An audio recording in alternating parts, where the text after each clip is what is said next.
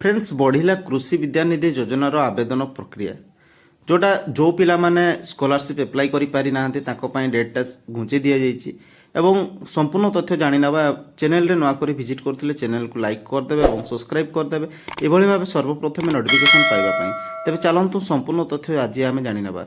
तो फ्रेंड्स जो कालिया योजना थिला कालिया योजना जो पिला माने स्कॉलरशिप पाउथिले जोटा कि जो चासी भाई मानकर हिताधिकारी मानकर संतान माने भलो विद्या पई जोटा स्कॉलरशिप पाउथिले तो कौन रही अपडेट आज आम वीडियो माध्यम जानी नवा वीडियो रे कंटिन्यू रुहतु। फ्रेंड्स कृषि विद्यानिधि योजनार आवेदन अभिध बढ़िला। ओडिशा सरकार कृषि और कृषक सशक्तिकरण विभाग द्वारा सीएम किसान योजना अधीन रे थिबा समस्त योग्य हिताधिकारी संतान मानकर उच्च शिक्षा स्वप्न को सुगम करने पई कृषि विद्यानिधि योजनार छात्रवृत्ति प्रदान करा जायछि एवं एहार सेमानंकर उच्च शिक्षा पई वरदान रही।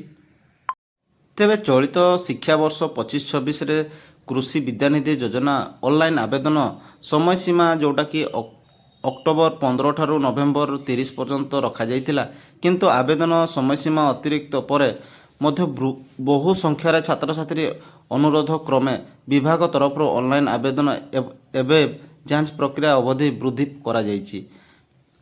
सेहीपरि छात्र छात्री द्वारा ऑनलाइन आवेदन शेष तारीख जोटा कि 20/12/2025 रही।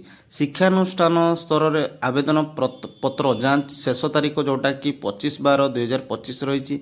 जिला स्तर में जिला मुख्य कृषि अधिकारी माने 25/1/2026 सुधा आवेदन गुड़िक अनुमोदन कर राज्य स्तर में छात्रवृत्ति प्रदान निमंते उपस्थापन करेंगे।